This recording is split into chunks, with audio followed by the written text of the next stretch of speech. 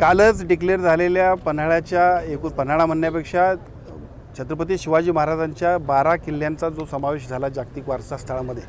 आणि त्याच्यामध्ये पन्हाळगडाचा सुद्धा समावेश झाला, हा आपल्या सगळ्या कोल्हापूरवासियांच्यासाठी अभिमानाचा, सन्मानाचा आणि खूप प्रेरणा देणारा अशा पद्धतीचा क्षण आहे। कोल्हापूरचा पालकमंत्री म्हणून मी पहिल्यांदा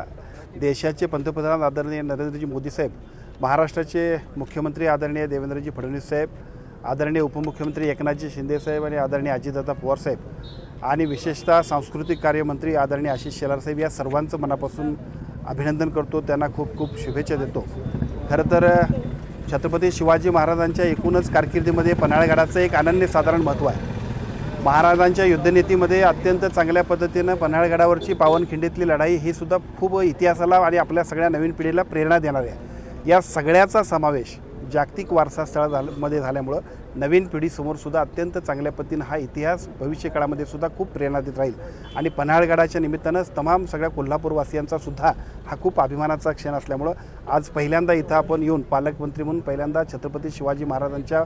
मंदिरात त्यांचं दर्शन घेतलं, बाजीप्रभू देशपांडेंच्या पुतळ्याला हार घातला आणि हा वारसा स्थळामध्ये झालेला समावेश आणि त्याचा आनंद आपण सगळेजण व्यक्त करतोय। डेक्कन ओडिसीच नाही, वेगवेगळ्या माध्यमातून अलीकडच्या काळात आपण जर बघितलं असेल तर गेल्या 5-10 वर्षामध्ये 20 वर्षांमध्ये लोकांचा पर्यटनाकडे, दुर्ग पर्यटनाकडे खूप चांगल्या पद्धतीचा ओढा वाढला आहे आणि नवीन पिढीला तरी त्या सगळ्याविषयी खूप मोठं अट्रॅक्शन आहे। त्यामुळे फक्त त्याच्यासाठी आवश्यक त्या पद्धतीने योग्य त्या कन्सल्टंटना बरोबर घेऊन चांगल्या पद्धतीचे ट्रॅक तयार करणं, चांगल्या पद्धतीनं या सगळ्या पर्यटनाला आपल्याकडे ओढून घेणं, यासाठी सुद्धा राज्य सरकारच्या वतीने एक SOP किंवा एक चांगल्या पद्धतीचा प्लॅन तयार केला जाईल आणि त्याला निधी आणि निधीबरोबर योग्य पद्धतीची कार्यपद्धत आपण ठरवू आणि खूप चांगल्या पद्धतीनं